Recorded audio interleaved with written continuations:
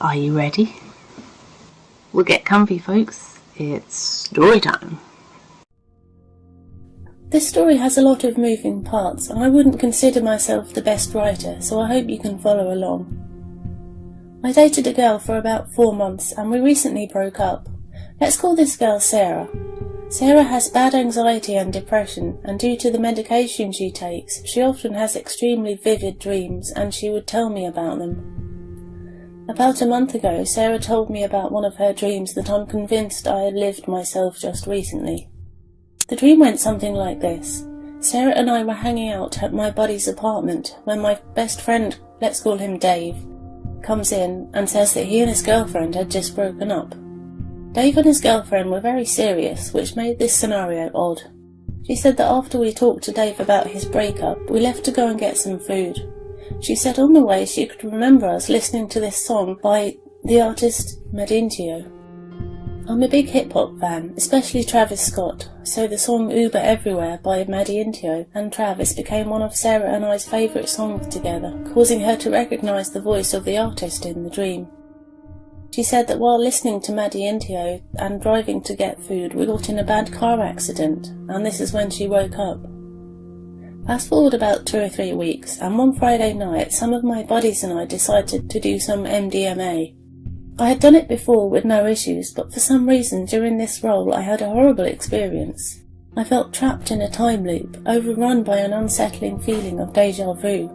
It was a terrible experience, and ever since that night I have found myself analysing simple aspects of my life with much more detail than I normally would. I sometimes get feelings of déjà vu for no reason, and after some online research I am certain this is a side effect due to my bad experience with MDMA. This part is important because my heightened analysis of simple situations is one of the reasons I feel like I was able to realise I might have been living this dream. Fast forward to a couple of days ago.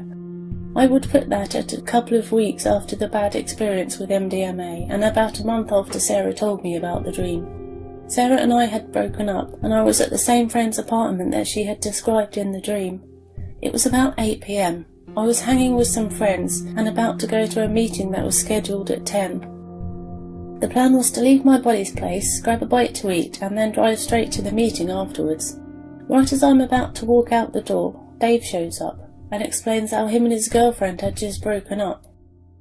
It was interesting because, like I said, Dave and his girlfriend were very serious. I did not expect them to break up anytime soon.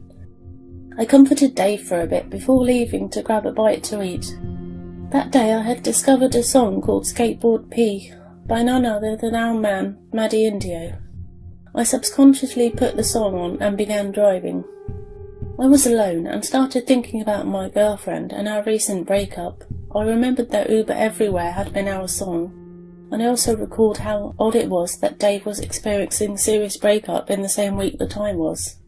This is when I remembered the dream. Dave had come into the same friend's apartment saying he and his girlfriend had broken up. I was leaving that apartment to go and get food, and I was listening to a song by Madintio. This seemed way too coincidental. I remembered how the dream ended, with a bad accident.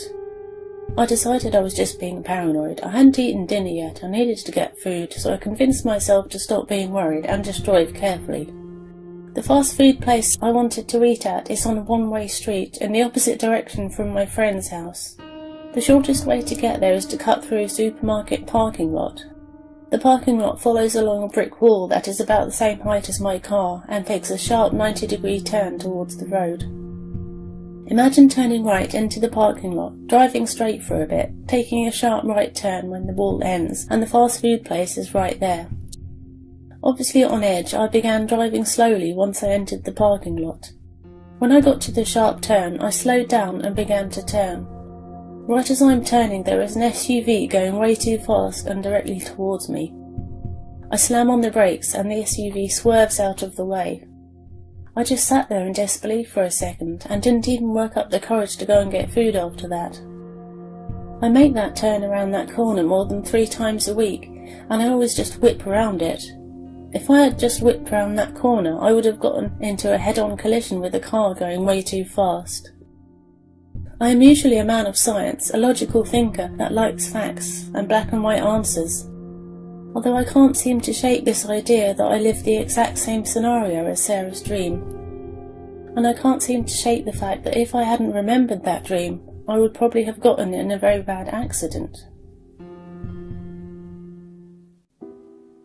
I've been interested and fascinated by these stories, so I thought I'd add an encounter of mine that I experienced years ago.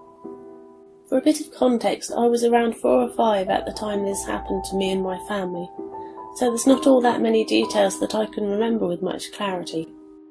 What I'm about to write is based on both what my dad and older brother have told me, plus what I recall to the best of my knowledge. We lived out in an industrial town in Victoria, Australia, that was ironically dubbed Sunshine, and the neighbourhood I used to live in wasn't exactly that far away from any of the big factories or warehouses that seemed to take up most of the real estate. The home we owned was decent enough for the 3 of us. It was once 4 before my mum passed away of cancer in 2000. But the house next door to us was owned by the Salvation Army, made for the less wealthier families that would live there for a while before eventually moving on to someplace else. Many of these families were either immigrants who'd lived there for a couple of months to get settled in before they were able to support themselves financially, and housos, a very affectionate name we Australians give to those who live in these type of low-budget government homes. In other words, boogans. While many of these families were nice people, that being the immigrant families, there were definitely a few small or large families that were horrible, to say the least. Whenever these rougher tenants would live next door to us, the police were often a local sight, as they were always called over to settle down their very loud domestic disputes that happened next door on what seemed to be a daily basis. One of these families, though, is why I'm talking about this. The family consisted of 2 parents and a pair of kids, if I'm to remember correctly. Both of these kids had to be around my brother's age, who was 2 years my senior at the time. These 2 seemed to invite themselves over, since we were the only kids in the entire neighbourhood that seemed somewhat keen to really meet them. These 2 kids were brother and sister, the older sister being the far nicer of the pair.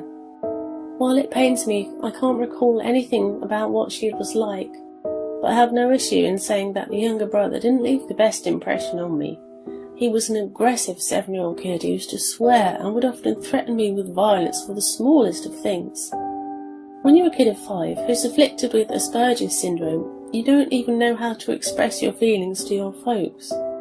Which is probably why I never told my dad what this kid used to say to me until years later, when we weren't even living in that house anymore. As for the parents, they didn't do that much except stay at home.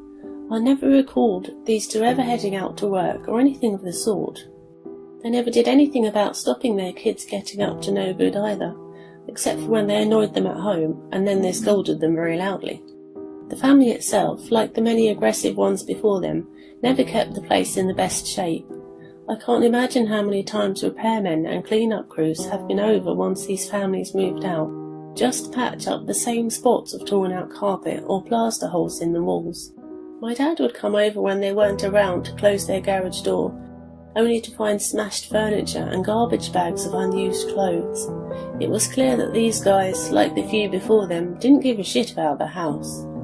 I wouldn't be surprised if all this neglect and level of disrespect was why these Boogan families only ever stayed put until the supervisors got fed up with their antics and kicked them out, just to send them someplace else and let the whole thing repeat over.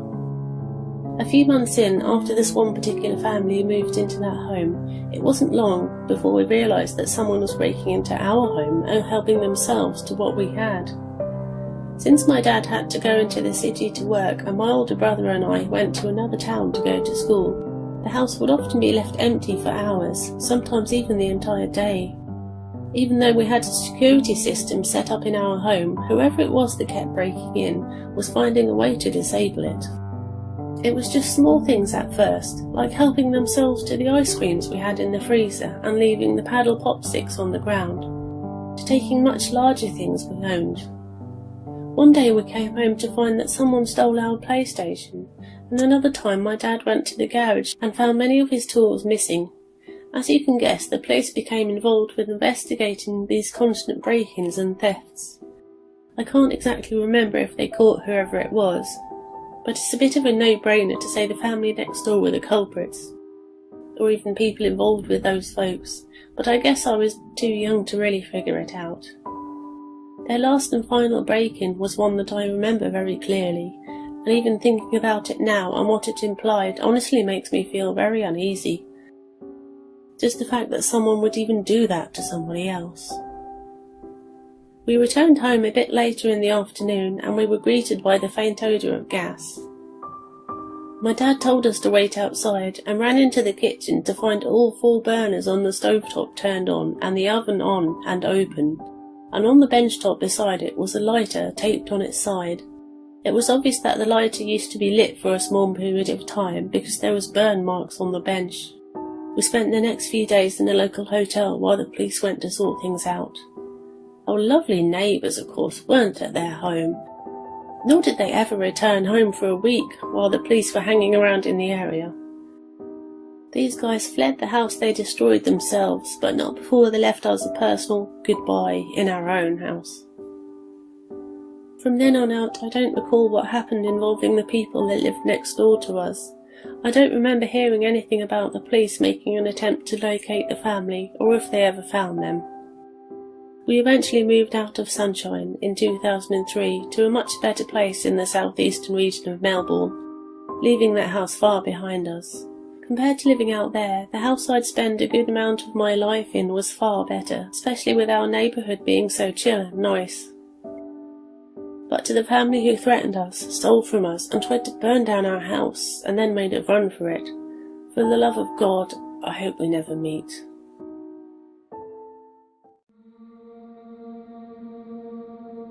This happened the first night in my new house. My parents had just split up, but my father and I, 16-year-old male at the time, had just moved into a new house. I've always been a night owl.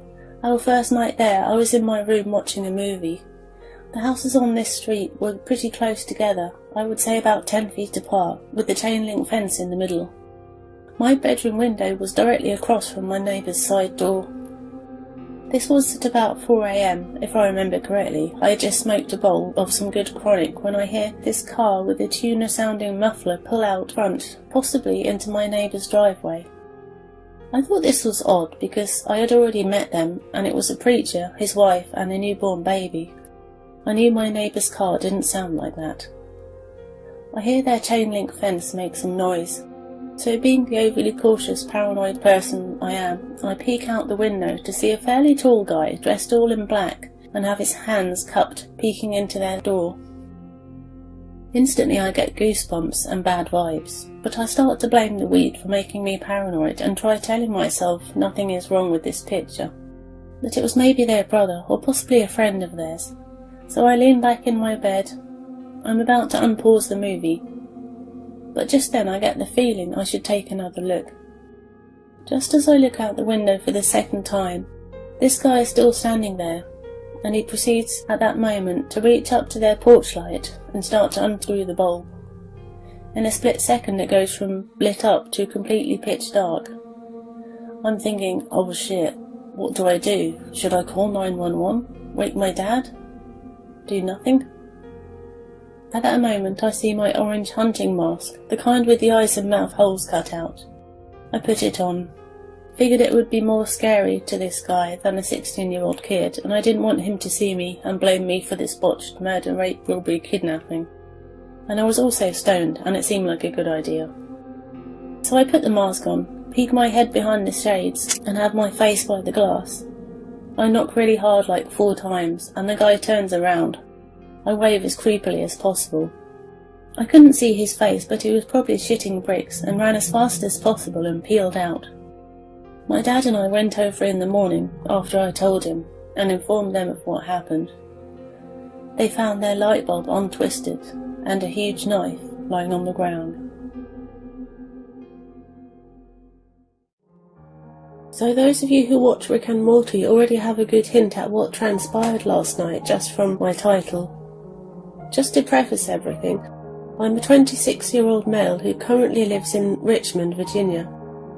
I would never have expected this to happen to me, but hey, here I am.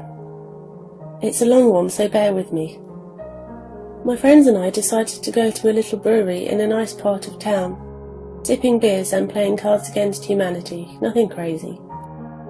I went up to the bar to order another beer, and my friend walking past me jokingly shoulder bumped me, and I gave him a nudge back. Here's where things started to get weird. King Jellybean, male, late 30s, tall and average looking except for his dead eyes, saw this and approached. Why did he just do that? And I said, oh that, he's just my friend, just messing around. And he said, oh, are you going to do anything about it? Me, clearly fucking joking. Oh, don't worry, I'm gonna kill him later. And King Jellybean, this seriously went down like this, said, can you tell it to me in a poem? Me, I don't remember what I said, but I actually word vomited something out after realising he was dead serious. And then he said, in a monotone, deadpan voice, ah, I can respect that. And then extended his hand for a handshake. I could already tell the guy was fucking Looney Tunes, but I was like, meh, fuck it. So I shook his hand. Let me tell you, this guy had an iron grip, like scary strong, and he held onto my hand for a little too long. So I wiggled my hand free and decided that maybe I should get his name, just as a precaution, in case anything goes down. So I said, so friend, what's your name? And he responded with an inaudible, incoherent mumble. I tried again. Nothing. So I just smiled and walked back to my table. The hairs on the back of my neck were a little tingly, but I figured I was just being paranoid. Once I got back to my table, I saw out of my peripherals that he was still watching me. I decided to tell my friends about this little encounter, but they brushed it off as nothing. So again, I went with, meh, fuck it. A little while later there was a break in our game, so a couple of us decided to drain the main vein. My friend and I were walking past the bar to the bathroom in the back, and sure enough, King Jellybean stepped directly in front of me and insisted that I shake his hand again. So, like an idiot, I did. I tried to make small talk during this creepy handshake, but again, the dude just mumbled some things. By this point, my friend had already pissed and was now exiting the bathroom. As he walked by, he heard me say something along the lines of, alright, you're hurting my hand now. I've got to pee, so I'm going to go. He started to walk back to the bathroom as soon as I get my hand free, so instead, I just walked back to my table, because I didn't want to be near him. My friends were now aware of him and were equally creeped out. 10 minutes go by. I really had to pee now, seeing as I've been holding it. I told my friends this, and one of them jokingly said, watch out, he might be waiting for you in the bathroom. A little light clicked on in my brain, and we looked around the room. He wasn't there. We were sitting by the only exit and definitely didn't see him go, so now I'm really freaked out. I asked one of them to come with me to the bathroom. Random note, there are only 2 unisex bathrooms meant for one person each, so I walked to the closer one. The light was off, with the door slightly ajar. I nudged it open a few feet and didn't see anything inside, just darkness with a vague silhouette of the bathroom fixtures. Still, something just felt off. I turned to my friend and said, dude, I don't know, it just feels off. My friend started saying something. I don't know what he said because out of my peripheral vision, my nightmare happens. The door opens, and he's standing there in the dark doorway, alone, staring at me with the creepiest smile I've ever seen. Just to paint a mental picture, this guy was standing alone in a bathroom with the goddamn lights off, just waiting for me to walk in for over 10 minutes. According to my friends who were watching this from across the room, my reaction was just, oh hell no. And I proceeded to make a beeline back to the table while just shouting, no, nope, nope, nope, nope. I wish I could say that we confronted him or called the cops, but I was honestly too freaked out. We just grabbed our coats and got the fuck out. Who knows what the hell would have happened if I had gone in, or if another person did. Luckily, I don't have that answer, so all I can say is this. Let's not meet ever, ever, ever again. fucking trapdoor, Spider King Jellybean looking motherfucker. Update, the brewery heard about this and contacted me right away. I went in and we were able to ID the guy. Woo! The appropriate actions and measures are being taken.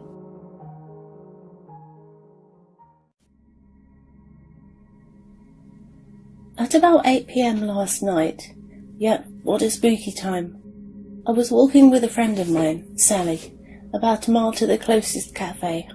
We are both girls in our early 20s, neither of us own cars. Sally didn't have her Opal card, which is the Aussie version of an Oyster card, I think. Basically an automatic ticketing system for public transport. So walking was our only option. It's summer over here, so it was still fairly well lit, and we were walking down main roads, so we weren't too concerned. We finally arrive at this cafe and sit down. I was paying, but I only had my credit card, and sure enough, it was cash only. Sally was on the phone when I got back from the counter, so I just gestured for her to stay put and guard the spot while I went to get cash out. This is my home suburb, so I know there's no ATMs around, and my best bet is the gas station about a block away. I'm doing a light jog so I don't keep Sally waiting, when a balding, sweaty guy, probably in his late 40s with a tank top and no shoes, comes pacing behind me as I pass the corner of the block. He walks behind me for about 100 metres. I didn't really think much of it. The gas station was the next building along. It seemed like he had just come out of a nice suburban house along the street, and it wasn't the witching hour, so I just assumed he was going to the gas station like me. He didn't even cross my mind as I entered the tiny convenience store, nor did he follow me in. In my peripheral, I saw him walk past the door and out of sight. I looked around for an ATM, as they sometimes have one inside. No such luck. So I go up to this man, in his 30s, at the desk and reluctantly ask if they're able to do cash out. He smiles and says, "Of course," and then asks, "Is he with you?" I have no idea who he's talking about at first, and then he points to the man from earlier, pacing around outside the store.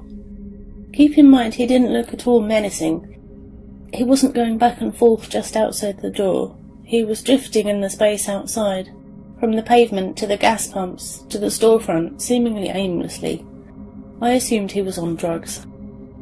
I tell the clerk, no, not thinking much of it at all. He says, "Oh, he was staring at you before. I thought he might have been your dad." I laugh it off. I honestly wasn't concerned. He was still ambling around outside, and I couldn't imagine him having a fixed gaze on anything. I thank the clerk for the cash, but before I turn away to leave, he says, "Just wait and see if he leaves first." We wait for a few minutes in silence, and the guy begins to pace back and forth directly against the front wall of the store, looking straight ahead and never into the store. It still looked like the man was on a drug-induced amble and seemed harmless. Not once did I catch his gaze, so I figured it would be safe to just slip out the door and walk back to the cafe in the fairly bright light of dusk, especially since Sally was texting me at that point asking, "Where are you?"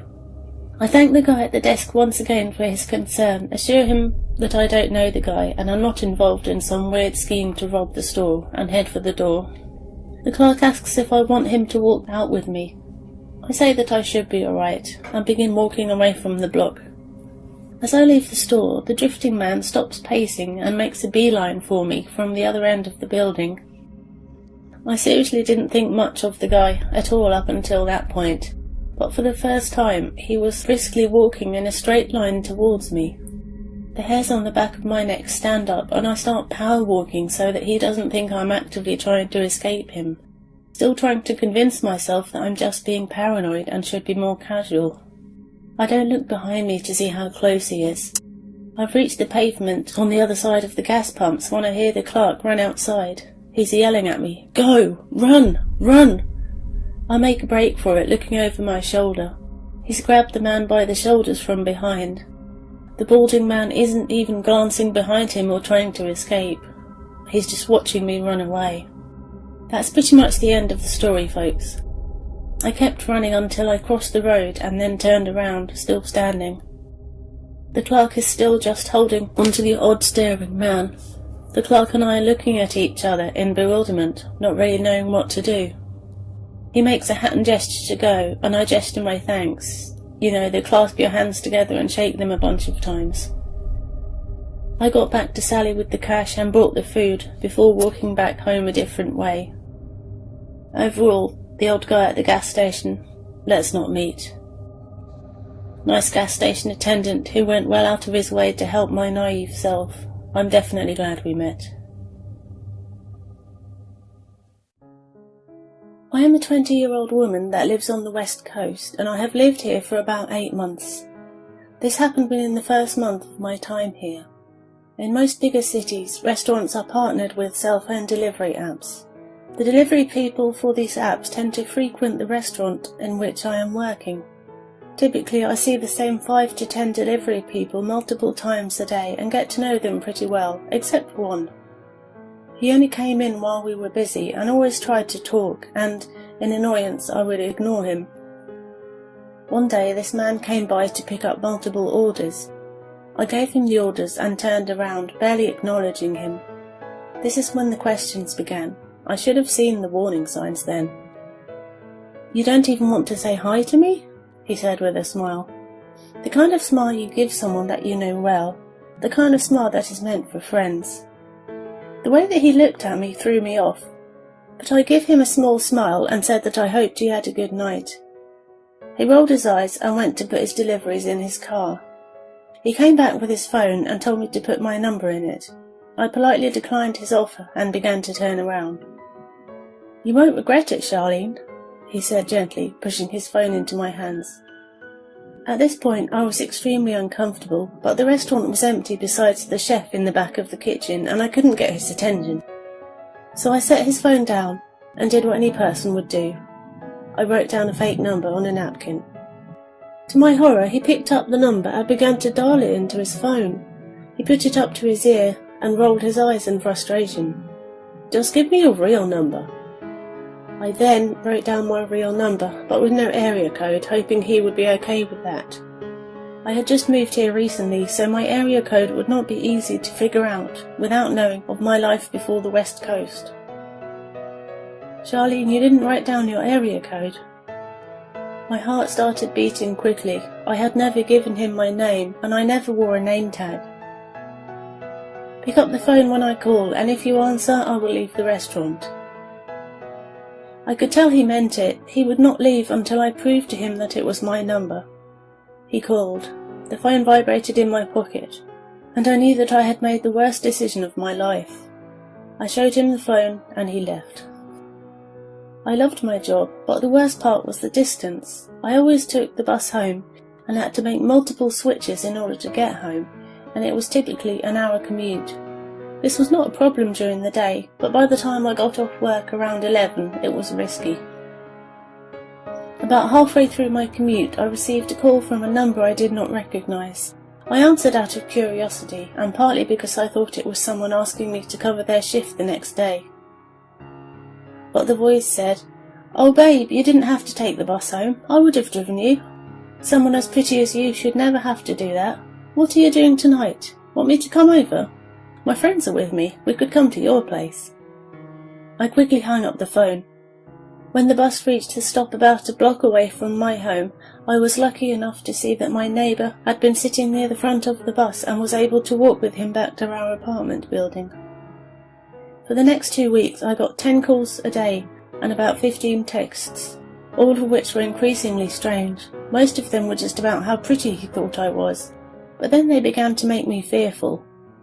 He began to offer me money and tell me that he could find me a better job suited more to a girl like me.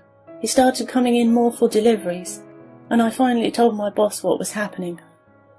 The next time he came in, my boss pulled him to the side and warned him that behaviour like this was not okay, and that if he did it again, we would report him to the delivery company that he was working for. He stopped for about a month. At this point, I had picked up a morning job too, and would begin walking to work around 5:30 a.m. while it was still extremely dark. One particular morning, I was so paranoid I did not turn on music and was looking for people behind me. This is when I saw him. He walked up next to me as if we were friends and put his arm around my shoulder. Every alarm in my body was telling me to run. "I've been waiting for you. Let me walk you to work. You won't regret it." "How did he know that I had gotten another job too?" I declined, telling him that I needed to do homework, and turned into the cafe that was closest to us. I made them aware of the issue, and they allowed me to stay inside until he finally decided to leave the area. That's when the private calling began. The frequency of the calls began to pick up, and he would leave angry messages. In my mind, what I did next was a good idea, but I quickly learned how wrong I was. Next time he called, I answered the phone. When he asked why I never made an effort to talk to him anymore, like I ever had, I told him that I was gay, and that it wasn't anything wrong with him, he just wasn't my type. "Just give me a chance. I can change you. You've just never had a man treat you right. You won't regret it." Things stopped for a while. There was a text here and there, but about a month ago, I began to get weird comments on my Instagram posts. "Wow, so beautiful. There are so many things I would do to you." "Stop ignoring me. I'm trying to treat you right." And many other comments of this nature. I blocked him, and he would make a new one. Then he would call me again a few times and leave a few long messages that I would try to ignore. I stopped taking the bus, and I made sure everyone between my friends and family were aware of the situation, just in case anything happened to me. Then on Valentine's Day, he showed up again, at 3 a.m. outside my window. I woke up to my name being screamed outside my window. You see, I live on a busy street, and my bedroom has large windows, and I had them open because of how beautiful the night had been before I fell asleep. I turned over, without lifting my head, as I knew he would never be able to see me. About every 5 minutes he would scream my name and say that he could see me, and he knew I was there. He told me to come down and talk to him, and right before he left he said one more thing that I almost didn't hear. "You won't regret it." Edit. For the people asking what happened after that night, so far nothing. But I have begun to take the necessary steps to keep myself protected. New apartment, pepper spray, a dog. Telling the authorities only goes so far, as he has never really threatened me with violence or caused me physical harm.